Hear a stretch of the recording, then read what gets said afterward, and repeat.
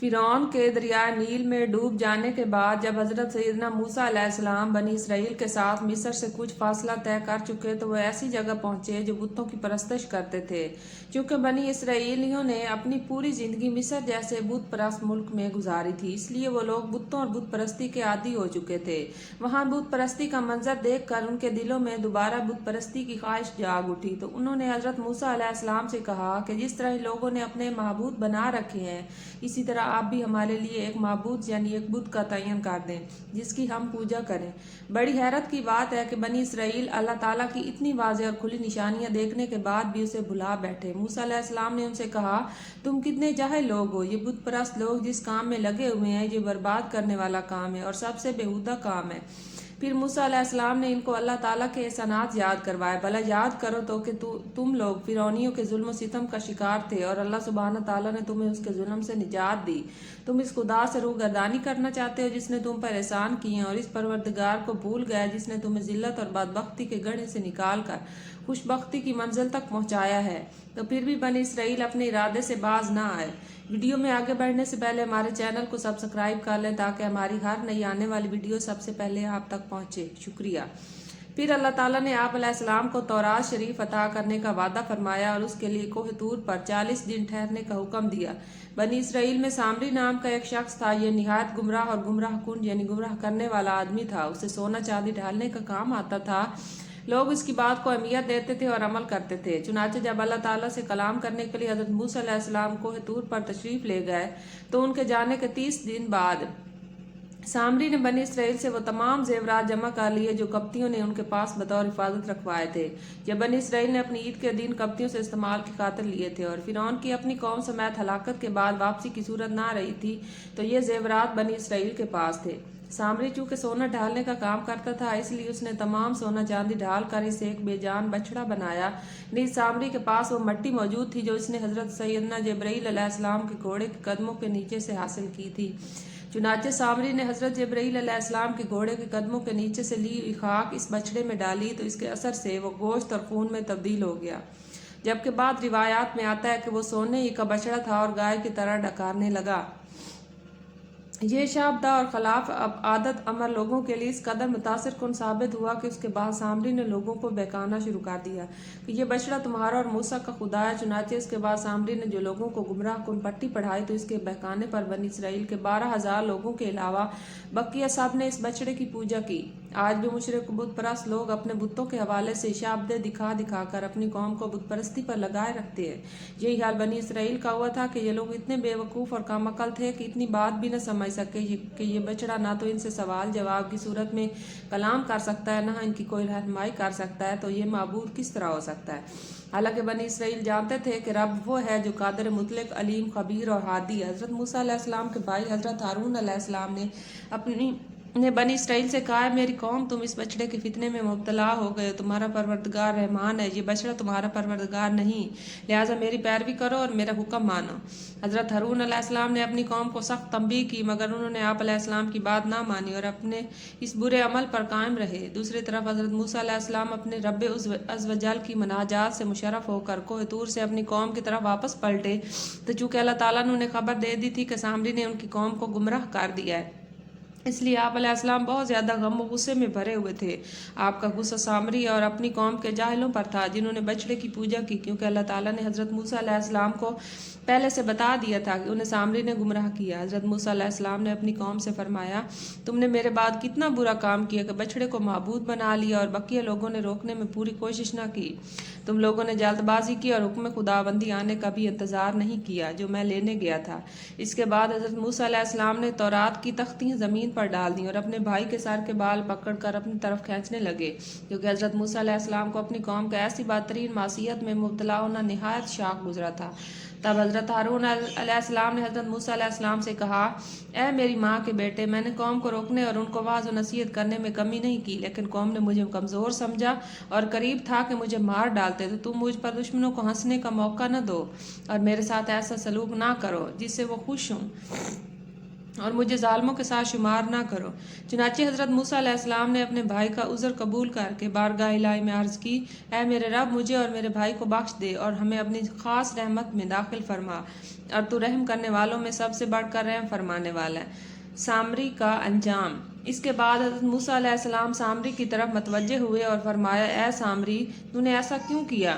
سامری نے کہا، میں نے وہ دیکھا جو بنی اسرائیل کے لوگوں نے نہ دیکھا۔ حضرت موسیٰ علیہ السلام نے فرمایا، تو نے کیا دیکھا؟ اس نے کہا، میں نے حضرت جبرائیل علیہ السلام کو دیکھا اور انہیں پہچان لیا۔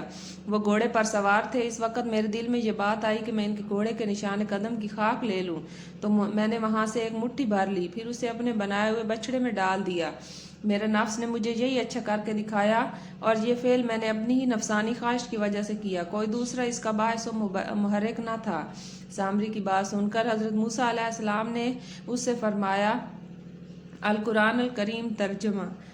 تو چلا جا، پس بے شک زندگی میں تیرے لیے یہ سزا ہے کہ تو کہے گا نہ چھونا، اور بے شک تیرے لیے ایک وعدے کا وقت ہے جس کی تجھ سے خلاف ورزی نہ کی جائے گی، اور اپنے اس معبود کو دیکھ جس کے سامنے تو سارا دن ڈٹ کر بیٹھا رہا۔ قسم ہے ہم ضرور اسے جلائیں گے، پھر ریزہ ریزہ کر کے دریا میں بہائیں گے۔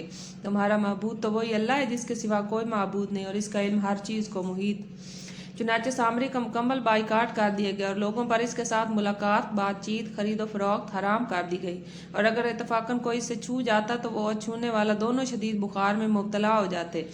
وہ جنگل میں یہی شور مچاتا پھرتا تھا کہ کوئی مجھے نہ چھوئے، اور وہ وحشیوں اور درندوں میں زندگی کے دن انتہائی تلخی اور وحشت میں گزارتا رہا۔ اس کے بعد حضرت موسیٰ علیہ السلام کو حکم ہوا کہ گائے کی پوجا کرنے والوں کو معافی دلوانے کے لیے 70 آدمی ساتھ لے کر کوہ طور پر حاضر ہوں۔ چنانچہ حضرت موسیٰ علیہ السلام نے ہر گروہ سے 6 افراد منتخب کر لیے۔ چونکہ بنی اسرائیل کے 12 گروہ تھے، اور جب ہر گروہ میں سے 6 آدمی چنے تو 2 بڑھ گئے، اور جب حضرت موسیٰ علیہ السلام نے ان سے فرمایا کہ مجھے 70 آدمی لانے کا حکم ہوا ہے اور تم 72 ہو، اس لیے تم میں سے 2 آدمی یہیں رہ جائیں، تو وہ آپس میں جھگڑنے لگے۔ اس پر حضرت موسیٰ علیہ السلام نے فرمایا، رہ جانے والے کو جانے والے کی طرح ہی ثواب ملے گا۔ یہ سن کر حضرت کالب اور حضرت یوشع رہ گئے، اور کل 70 آدمی آپ کے ہمراہ آ گئے۔ یہ 70 افراد ان لوگوں میں سے تھے جنہوں نے بچڑے کی پوجا نہ کی تھی۔ حضرت موسیٰ علیہ السلام نے انہیں روزہ رکھنے، بدن اور کپڑے پاک کرنے کا حکم دیا، پھر ان کے ساتھ طور سینا کی طرف نکلے۔ جب پہاڑ کے قریب پہنچے تو انہیں ایک بادل نے ڈھانپ لیا۔ حضرت موسیٰ علیہ السلام ان کے ساتھ اس میں داخل ہو گئے، اور سب نے سجدہ کیا۔ پھر قوم نے اللہ تعالیٰ کا کلام سنا جو اس نے حضرت موسیٰ علیہ السلام سے فرمایا کہ یہ کرو اور یہ نہ کرو۔ اللہ تعالیٰ نے بنی اسرائیل کے بارے میں جو حکم دیا وہ توبہ کے لیے اپنی جان دینا تھا۔ جب کلام کا سلسلہ ختم ہونے کے بعد بادل اٹھا لیا گیا تو یہ لوگ حضرت موسیٰ علیہ السلام کی طرف متوجہ ہوئے اور کہنے لگے، توبہ میں اپنی جانوں کو قتل کرنے کا جو حکم ہم نے سنا اس کی تصدیق ہم اس وقت تک نہیں کریں گے جب تک کہ اللہ تعالیٰ کو اعلانیہ دیکھ نہ لیں۔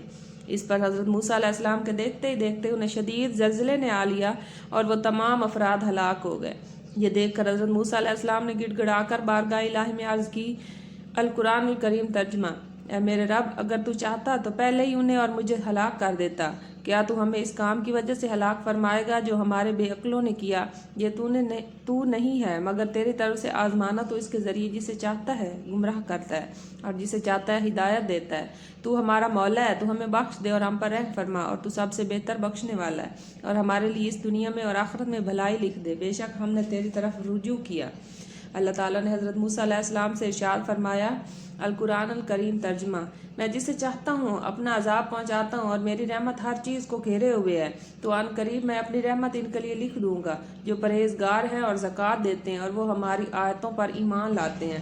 اس دعا کے بعد اللہ تعالیٰ نے ان مردوں کو زندہ فرما دیا اور یہ واپس بنی اسرائیل کے پاس لوٹ آئے۔ یہ واقعہ بھی نبی علیہ السلام کے سفارش کرنے کی ایک مثال ہے، اور نبی کی شفاعت حق و ثابت ہے، اس سے دنیا و دین کی آفتیں ٹال جاتی ہیں۔ حضرت موسیٰ علیہ السلام نے ان سب کی سفارش فرمائی جو ان کے کام آئی۔ بنی اسرائیل کی توبہ۔ جب بنی اسرائیل کو معلوم ہوا کہ ان کے لیے توبہ و معافی کی صورت یہ ہے کہ جنہوں نے بچڑے کی پوجا نہیں کی ہے وہ پوجا کرنے والوں کو قتل کریں، اور مجرم راضی خوشی سکون کے ساتھ قتل ہو جائیں، تو وہ لوگ اس پر راضی ہو گئے۔ اور صبح سے شام تک جب 10,000 اور بعض روایات کے مطابق 70,000 قتل ہو گئے تو جو لوگ باقی بچے، تب ایک بار پھر سے حضرت موسیٰ اور حضرت ہارون علیہ السلام نے گڑ گڑاتے ہوئے بارگاہ حق میں ان کی معافی کی التجا کی۔ اس پر وحی آئی کہ جو قتل ہو چکے وہ شہید ہوئے اور باقی بخش دیے گئے، اور قاتل و مقتول سب جنتی ہیں۔ اور یاد کرو جب موسیٰ علیہ السلام نے اپنی قوم سے کہا، میری قوم، تم نے بچڑے کو معبود بنا کر اپنی جانوں پر ظلم کیا، لہٰذا اب اپنے پیدا کرنے والے کی بارگاہ میں توبہ کرو، یوں کہ تم اپنے لوگوں کا قتل کرو، یہ تمہارے پیدا کرنے والے کے نزدیک تمہارے لیے بہتر ہے، تو اس نے تمہاری توبہ قبول کی، بے شک وہی بہت توبہ قبول کرنے والا مہربان ہے۔ سبق: پیارے دوستوں، حقیقی معبود صرف اللہ سبحانہ تعالیٰ ہی ہے، وہی عبادت کے لائق اور کوئی بھی اس کا شریک نہیں۔ ہمیں صرف اسی کی عبادت کرنی چاہیے اور اپنے دکھ، تکلیف اور مصائب کی صورت میں صرف اسی خدا واحد کی طرف رجوع کرنا چاہیے، اسی کو پکارنا چاہیے۔ نیز یہ کہ اللہ پاک کے نبی اللہ سبحانہ تعالیٰ کے محبوب اور مقبول بندے ہوتے ہیں، ان کی شفاعت سے امت کے گناہ معاف ہوتے ہیں، لہٰذا ہمیں چاہیے کہ نبی کریم رؤوف و رحیم جناب محمد مصطفیٰ صلی اللہ علیہ وآلہ وسلم کے فرمانبردار غلام اور سچے عاشق بنے، تاکہ دنیا آخرت میں ہمارا مستقبل روشن